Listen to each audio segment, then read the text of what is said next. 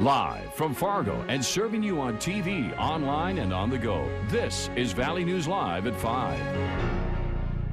Persistent bands of snow are working their way through the valley, and it looks like we are in for quite a storm tonight and into tomorrow. Thanks for joining us tonight. As you can see on our sky cam here in Fargo Moorhead, the area is seeing snow sticking to roads, and it's kind of hard to see in some areas. But areas east and south of us are quite a bit worse. Let's go right away to our chief meteorologist, Hutch Johnson, to give us a minute-by-minute look tonight. Hutch? Thanks so much, Stephanie. Now, as we head into the evening hours, things are really just getting started in southeast North Dakota, much of Lakes Country. But South Dakota, snow has been more persistent for the last couple of hours.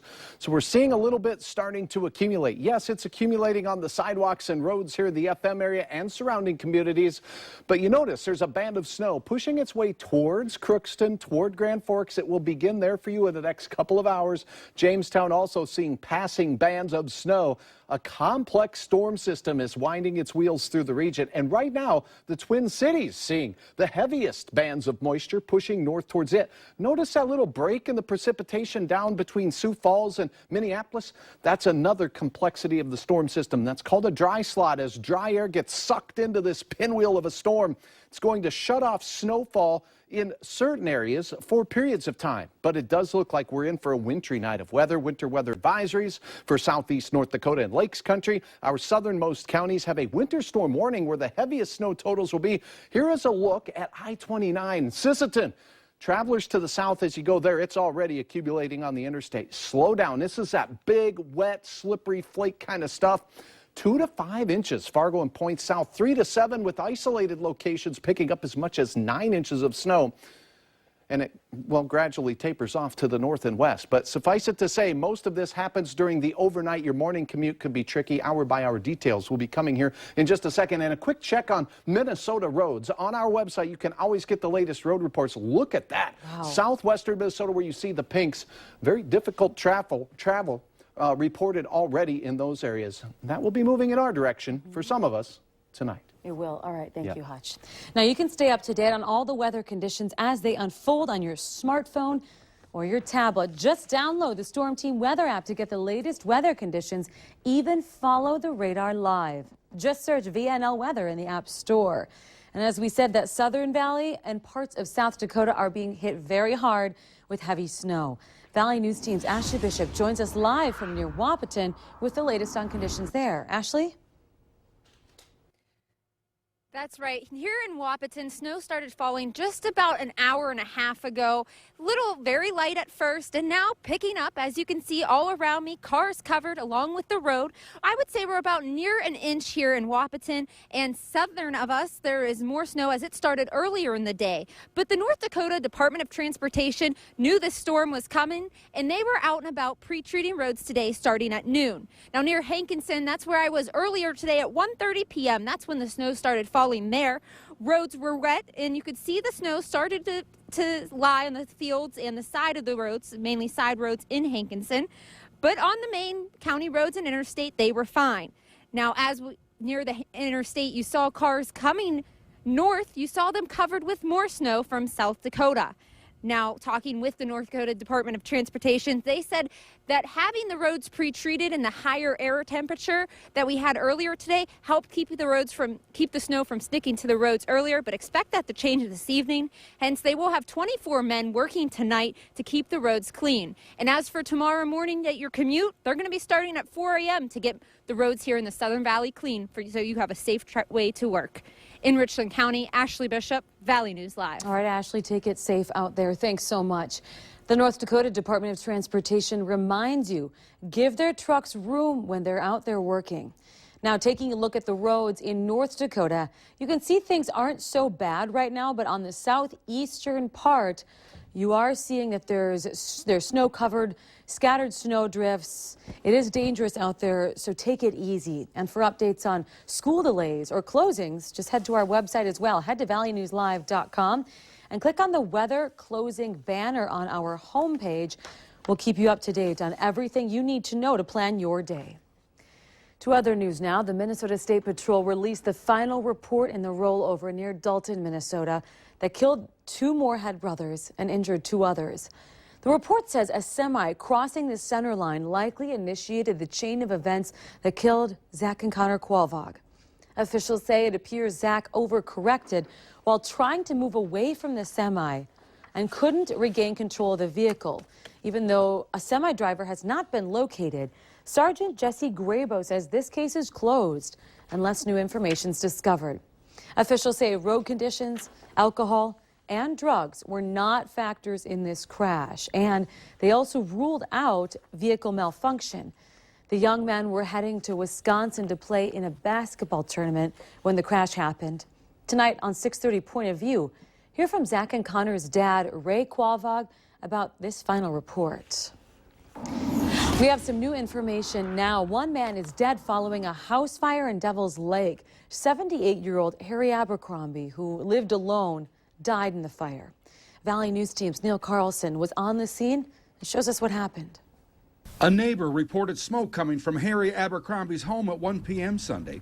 Firefighters found him lying on the floor of his office, where he apparently succumbed to smoke inhalation. An autopsy is being conducted. So we immediately made attempts to go find the person right away, and unfortunately found the person. We got him out and got him to Mercy Hospital, where he was later declared deceased. Mo says Abercrombie was a smoker and that discarded smoking materials in the living room started the fire. He says actual fire damage was limited to the living room, but the entire home suffered heavy smoke damage. It's not clear why Abercrombie was found in his office. The fire chief says the victim had working smoke detectors. However, he says it's very easy to become confused and disoriented in heavy smoke. You become disorientated, and it's extremely hard to find unless you really know where you're going to get out. And so, other than that, I can't explain it. A neighbor says Abercrombie was already in frail health. When the weather was nice, you'd see him sitting on his step. Okay. Did he have anyone around here taking care of him, helping him out? Well, there was home health care, some agency that was over there a few hours a day. Neighbors say Abercrombie spent much of his working career delivering milk for Bridgman Dairy around the area. Authorities say it was a simple accident that took his life. In Devils Lake, Neil Carlson, Valley News Live. Fire officials say as the weather gets colder, our heating systems begin working harder. And they remind everyone to make sure your smoke detectors are in working order. Fargo police say 5 homes were broken into over the weekend, and one of them was a police officer's. Police say electronics, jewelry, cash, firearms, and 2 vehicles were taken. The police officers' credentials were also stolen. Police say the burglars happened north of 19th Avenue between North University Drive and Elm Street. Police believe that the break-ins are connected because of the time and the location they occurred. But at this time, there aren't any suspects.